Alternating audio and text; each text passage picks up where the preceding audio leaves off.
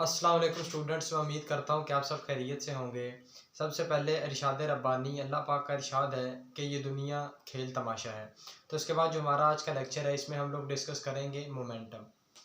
ठीक है, इससे पिछला जो लेक्चर था उसमें हमने न्यूटन थर्ड लॉ को पढ़ा था और आज हम देखने वाले हैं मोमेंटम को। तो हम बगैर वक्त जाए कि आज का लेक्चर शुरू करते हैं। जिस तरह कि आपको नज़र आ रहा है मोमेंटम, मोमेंटम का उर्दू में हमारे पास मतलब होता है रफ्तार, यानी कि किसी चीज़ की कितनी क्या है, रफ्तार है। रफ्तार आपको पता है कि स्पीड होती है। इस सेंस में हम लोग क्या इस मोमेंटम के अंदर हम क्या देख रहे होते हैं, वेलोसिटी को ले रहे होते हैं। तो इधर हमारे पास क्या आ जाएगा, उसकी रफ्तार की सेंस में हम लोग वेलोसिटी को लेंगे, ना कि स्पीड को। ठीक है, अब ये देखें, वो कहता है is defined as mass in motion. अब आप लोगों के पास मोमेंटम क्या चीज़ है कि कोई चीज़ आप लोगों के पास, कोई भी जो मैस है वो क्या कर रहा है, कितनी स्पीड से क्या कर रहा है, मूव कर रहा है, वो आप लोगों के पास क्या कहलाता है, मोमेंटम कहलाता है। इसमें हम लोग अक्सर औकात क्या लेते हैं, फॉरवर्ड मोशन लेते हैं, यानी कि किसी चीज़ की स्पीड को हम इंक्रीजिंगली देख रहे होते हैं कि कोई चीज़ जो है हमारे पास, उसकी स्पीड किस हिसाब से क्या कर रही है, इंक्रीज कर रही है। जिस हिसाब से उसकी स्पीड इंक्रीज कर रही होती है उस हिसाब से हम लोग क्या देखते हैं, उसका मोमेंटम देख रहे होते हैं। ठीक है, अब आप लोगों के पास क्या है, किसी भी चीज़ का जो मैस है वो आप लोगों के पास क्या कर रहा है, उसका मोशन में होना, यानी कि किसी चीज़ के हजम का क्या होना, मोशन के अंदर होना। ठीक है, किसी भी बॉडी का मोशन के अंदर होना, वो आप लोगों के पास क्या कहलाएगा, उस चीज़ का मोमेंटम कहलाएगा। उसके बाद जो इसकी दूसरी डेफिनेशन है उसमें हम लोग देखते हैं प्रोडक्ट मैस और वेलोसिटी का जो प्रोडक्ट होता है वो हमारे पास क्या कहलाता है, मोमेंटम कहलाता है। ये आप लोगों ने अपनी बुक में ये डेफिनेशन अक्सर पढ़ी भी होगी। ठीक है, अब जब इसके नेक्स्ट सिंबल की बात करें तो हम इसको ये छोटा स्मॉल जो पी है, इससे क्या करते हैं, स्मॉल पी से हम इसको क्या करते हैं, स्मॉल पी से इसको हम लोग क्या करते हैं, डिनोट करते हैं। ठीक है, मतलब जो हमारे पास अल्फ़ाबेट्स हैं, उन अल्फ़ाबेट्स के अंदर जो हमारे पास स्मॉल पी है, अगर हम वो लिखेंगे तो उसको फिजिक्स की ज़ुबान में क्या माना जाएगा, मोमेंटम कंसीडर किया जाएगा, या माना जाएगा कि वो हमारे पास क्या है, मोमेंटम है। अब इसकी मैथमेटिकल फॉर्म देखें तो P is equal to M V. अब ये हमारे पास क्या है, वेक्टर क्वांटिटी होने की वजह से इसके ऊपर क्या आ जाएगा, इसकी मैथमेटिकल फॉर्म को हम इस तरह क्या करेंगे, इस तरह इसको वेक्टर फॉर्म के अंदर ये शो करेंगे। ठीक है, अब ये हमारे पास क्या है, ये हमारे पास इसकी क्या आ गई, मैथमेटिकल फॉर्म आ गई, किसकी, मोमेंटम की। अब अगर इसके ऐसे यूनिट की बात करें तो इसका यूनिट होता है kgms-1, या हमारे पास क्या है, न्यूटन सेकेंड। अब ये इससे आप लोग ये यूनिट किस तरह निकाल सकते हो वो मैं आपको थोड़ा बता दूं। आपने क्या करना है, इस यूनिट से यानी कि kgms-1 से न्यूटन सेकंड को क्या करना है, निकालना है या अखज करना है। तो इस ये किस तरह इसमें जाता है, आप लोगों ने क्या करना है, न्यूटन सेकंड लॉ को, जो आपके पास न्यूटन का सेकंड लॉ है उसको इस्तेमाल करते हुए आपने क्या करना है, इन दोनों का रिलेशनशिप आपस में देख लेना है। वो किस तरह, आप लेके आपको पता है F is equal to M, ये हो गया आपके पास न्यूटन का सेकंड लॉ। अब जो फोर्स है उसका यूनिट हमारे पास होता है न्यूटन, मास का यूनिट होता है हमारे पास केजी, और एक्सेलरेशन का होता है मीटर पर सेकंड स्क्वायर। क्लियर है। अब आप लोग क्या करें, आपने बाकी सारे को वैसे का वैसे ही लिखना है। ये जो सेकंड स्क्वायर है, ऊपर इसकी पावर माइनस है, तो जब ये नीचे बटे में आएगा तो इसकी प्लस क्या, पावर क्या हो जाएगी, प्लस हो जाएगी। तो इसको मैंने क्या कर दिया, प्लस कर दिया। अब एक एस को इधर रहने दें, एक एस को उठा के उधर ले जाएं, यानी कि सादा अल्फाज के अंदर इसको आप लोग एस को दो टुकड़ों में तोड़ दें, एस डॉट एस कर दें, तो इस पर कोई फर्क नहीं पड़ता। एक एस को उठा के हमने क्या किया, इधर ट्रांसफर कर दिया, एन एस हो गया, और ये हो गया के जी एम ओवर एस। ठीक है, तो ये आपके पास हो गया न्यूटन सेकेंड के जी, ये नीचे हमारे पास पॉजिटिव था, ऊपर फिर गया तो ये माइनस हो गया। तो ये हमारे पास क्या आ गया, इन दोनों का रिलेशनशिप निकल करके आ गया। ठीक है, मुझे उम्मीद है कि आपको ये समझ आ गई होगी, इसको देख लें। ठीक है, तो इससे हमने ये देख लिया दोनों का रिलेशनशिप। अगर हम लोग इसके नेक्स्ट डायमेंशन की बात करें तो इसके डायमेंशन होते हैं ML-T-1। इसको मैं मिटाने लगा हूँ, इसके आपको मैं डायमेंशन भी बता दूं कि इसके डायमेंशन आपने कैसे निकालने हैं, ये जो दिए गए हैं।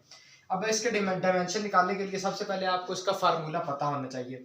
अब आप लोगों को पता है कि जो आप लोगों के पास मोमेंटम होता है वो किसके बराबर होता है, मैस और वेलोसिटी के बराबर होता है। ठीक है, आपने बगैर वक्त जाए किए क्या करना है, मैस और वेलोसिटी की क्या करनी है, उस ये फार्मूला लिख लेगा। फार्मूले से भी आप लोग क्या कर सकते हैं, इसके डायमेंशन निकाल सकते हो, या इसके यूनिट से भी। तो आपने क्या किया, ये कि मैस का केजी और वेलोसिटी का क्या हो गया, डिस्प्लेसमेंट ओवर टाइम आपके पास। ठीक है। डिस्प्लेसमेंट ओवर टाइम और मैस का आपने केजी पुट कर दिया, इसको मैस ही रहने दो तो नो प्रॉब्लम, इसको एम का एम वैसे ही लिख दिया। ठीक है, तो आप लोगों को पता है, जो आप इसको ऐसे ही फिलहाल लिखो। अब नेक्स्ट स्टेप के अंदर आप लोग क्या करो, आपको पता है जो आपके पास एम है वो कैपिटल एम के बराबर होता है, मैस जो है। ठीक है, उसके बाद जो डिस्टेंस है इसको आप लोग लेंथ बोलते हो या मीटर में लेते हो, तो ये आप लोगों के पास किसके बराबर होगी, एल के बराबर होगा। और ये जो टी है ये आप लोगों के पास सेकंड होता है, और सेकंड के लिए आप लोग क्या लगाते हो, ये कैपिटल टी। ठीक है, तो जब इनकी हमने क्या किया, ये वाली वैल्यूज पुट की, तो आप लोगों के पास क्या हो गया, ये आप लोगों के पास एम हो गया, ये आप लोगों के पास एल हो गई, ये आप लोगों के पास क्या हो गया, टी हो गया। तो इसको रीअरेंज किया तो ये एम पॉजिटिव रहा, एल पॉजिटिव रहा, और टी नीचे पॉजिटिव था, ऊपर जाके माइनस हो गया, तो एम एल टी -1 क्या आ गया, इसके डायमेंशन निकल करके आ गए। क्लियर है, मुझे उम्मीद है आपको डायमेंशन की भी समझ आ गई होगी कि डायमेंशन आप लोगों के पास कैसे निकले हैं। अच्छा जी, अब नेक्स्ट अगर बात करें क्वांटिटी की, तो आपने याद रखना है कि ये जो मोमेंटम है ये हमारे पास क्या है, एक वेक्टर क्वांटिटी है। वेक्टर क्वांटिटी किस तरह है, यानी वेक्टर क्वांटिटी का मतलब क्या है कि इसको डिफाइन करने के लिए हमें मैग्नीट्यूड और डायरेक्शन दोनों की क्या पड़ती है, ज़रूरत पड़ती है। यानी कि सादा अल्फाज के अंदर अगर आप लोगों के पास सिर्फ मैग्नीट्यूड होगा तो वो आप लोगों के पास मोमेंटम नहीं कहलाएगा, किसी चीज़ का खाली मैग्नीट्यूड उसका मोमेंटम नहीं कहलाएगा। इसी तरह अगर कोई चीज़ दी गई है, उसकी सिर्फ डायरेक्शन दी गई है, मैग्नीट्यूड नहीं है, तो वो भी आप लोगों के पास क्या होगा, मोमेंटम नहीं कहलाएगा। अब अगर इसकी मिसाल देखें, मेरे पास एक बाल है, मैं बोलूँ वो 20 किलोमीटर पर आवर की स्पीड से क्या कर रही है, मूव कर रही है। अगर मेरे से कोई पूछे कि इसका मोमेंटम क्या होगा, अगर मैं उसको यही बता दूं कि ये जो बाल है ये 20 किलोमीटर पर आवर की स्पीड से क्या कर रही है, मूव कर रही है, तो उस केस में वो क्या होगा, मैं मोमेंटम को डिफाइन नहीं कर रहा, बल्कि मैं क्या बता रहा हूँ, सिर्फ उसकी स्पीड बता रहा हूँ कि वो इतनी स्पीड से या इतनी वेलोसिटी से क्या कर रही है, मूव कर रही है। लेकिन अगर उसको मैं ये भी बता दूं कि वो 20 किलोमीटर पर आवर की स्पीड से वेस्ट की जाने मूव कर रही है, तो इधर मैंने क्या किया, उसको वेलोसिटी भी बताई और क्या बताई, उसको मैग्नीट्यूड भी, यानी कि उसका वेलोसिटी भी बता दी और डायरेक्शन भी बता दी, यानी कि मैग्नीट्यूड और डायरेक्शन दोनों बता दी। तो ये मेरे पास क्या हो गया, ये वेक्टर क्वांटिटी बन गई। तो इस तरह मैंने उसको क्या बता दिया, उस चीज़ का मैंने उसको उसका मोमेंटम बता दिया कि उस चीज़ का या उस बाल का मोमेंटम मेरे पास क्या होगा। क्लियर है। अच्छा जी, अब नेक्स्ट इसके डिपेंडेंस की बात करें तो ये हमारे पास दो वेरिएबल्स पे डिपेंड करता है। पहला जो है वो कहता है how fast stuff is moving, how much कितना, यानी कि मैस की बात कर रहे हैं। पहला वेरिएबल क्या हो गया, मैस हो गया। और दूसरा हमारे पास क्या है, हाउ फास्ट, यानी कि कितनी तेज, यानी कि वेलोसिटी की बात कर रहे हैं। ठीक है, तो मेरे पास दूसरा क्या हो गया, यहाँ पे दूसरा वेरिएबल क्या हो गया, वेलोसिटी हो गया। यानी कि ये हमारे पास दो वेरिएबल्स पे डिपेंड करता है मोमेंटम। अगर हमारे पास क्या है, मैस कितना है, और दूसरा हमारे पास क्या है, वेलोसिटी कितनी है, इन दो चीज़ों पे क्या करता है, हमारे पास मोमेंटम डिपेंड करता है। अच्छा जी, नेक्स्ट डायरेक्शन की बात करें तो वो कहता है इसकी डायरेक्शन मोमेंटम की सेम ही होगी जो हमारे पास डायरेक्शन है वेलोसिटी की। अब आपने इसमें ये याद रखना है कि जो हमारे पास मोमेंटम है ना, जो हमारे पास मोमेंटम वेक्टर है उसकी जो डायरेक्शन होगी वो हमारे पास डायरेक्शन ऑफ वेलोसिटी वेक्टर होगी। ठीक है, और जो हमारे पास वेलोसिटी की डायरेक्शन है वो डायरेक्शन ऑफ ऑब्जेक्ट होगी। यानी कि इस बात का क्या मतलब है, इस बात का मतलब ये है कि आप लोगों के पास मोमेंटम जो होगा उसकी डायरेक्शन वो होगी जिस डायरेक्शन में हमारे पास क्या होगी, वेलोसिटी होगी। क्लियर है। और वेलोसिटी हमारे पास किस डायरेक्शन में होगी, जिस डायरेक्शन में हमारे पास क्या कर रहा होगा, ऑब्जेक्ट जो है वो मूव कर रहा होगा। यानी कि जो डायरेक्शन, यानी जिस डायरेक्शन के अंदर हमारे पास ऑब्जेक्ट मूव कर रहा है, मिसाल के तौर पर अगर ये कार है, ये हमारे पास क्या कर रही है, वेस्ट की जानिब मूव कर रही है। तो वेस्ट की जानिब मूव करने का मतलब है इसकी जो वेलोसिटी है, वेलोसिटी ऑफ ऑब्जेक्ट है वो वेस्ट की जानिब है, तो उसका मोमेंटम भी क्या होगा, वेस्ट की जानिब ही होगा इस कार का। क्लियर है। अच्छा जी, अब नेक्स्ट बात करें तो वो कहता है कैन एन ऑब्जेक्ट है जीरो मोमेंटम।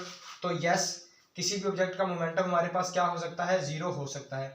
अब किसी भी ऑब्जेक्ट का मोमेंटम आप लोगों के पास क्या होगा, जीरो कब होगा, ये आपने याद रखना है कि जब वो ऑब्जेक्ट जो है वो आप लोगों के पास क्या है, ऑब्जेक्ट जो है वो आप लोगों के पास क्या है, रेस्ट पे है। जब आप लोगों के पास ऑब्जेक्ट रेस्ट पे है तो मैस इन मोशन जो है वो आप लोगों के पास क्या है, जीरो है।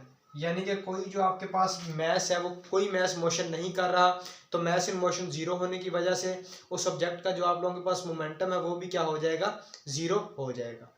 क्लियर होगी ये बात भी। अच्छा जी, अब नेक्स्ट क्वांटिटी की बात करें तो ये आप लोगों के पास क्या है, एक फिजिकल क्वांटिटी है। अब फिजिकल क्वांटिटी आपके पास ऐसी क्वांटिटी होती है जिसकी आप लोग क्या करते हैं, किसी वैल्यू को इस्तेमाल करते हुए उसकी मेजरमेंट लेते हैं। अब आपने ये याद रखना है कि मोमेंटम के ज़रिए हम ये चीज़ पता चलाते हैं कि किसी भी चीज़ को स्टॉप करना कितना आसान या कितना मुश्किल है। ठीक है, अब वो उसको स्टॉप करना कितना आसान या मुश्किल है ये किस तरह में पता चलेगा, इसके लिए आपको एक मिसाल दी गई है। एक बास्केटबॉल है और एक कार है। अब वो कहता है कि आप लोगों के पास, आप बास्केटबॉल खेल रहे हो, ठीक है, किसी शख्स ने वो बॉल को हिट किया, वो आपकी जानिब आ रही है 20 किलोमीटर पर आवर की स्पीड से, और आपने क्या करना है, उस बॉल को रोकना है। ठीक है, अब उस बॉल को रोकना आपके लिए आसान होगा।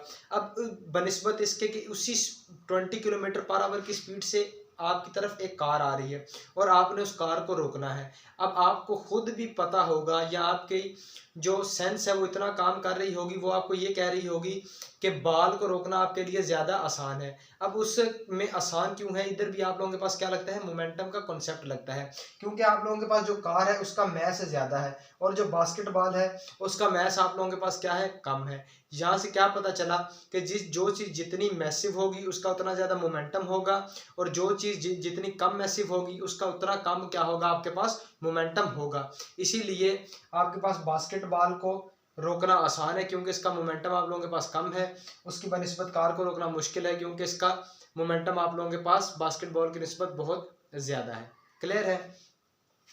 तो ये था हमारा आज का लेक्चर जिसमें हम लोगों ने मोमेंटम को देखा। इंशाल्लाह नेक्स्ट लेक्चर में हम लोग इससे जो अगला टॉपिक है उसके ऊपर बात करेंगे। तब तक के लिए इजाज़त दीजिए। अल्लाह हाफिज़।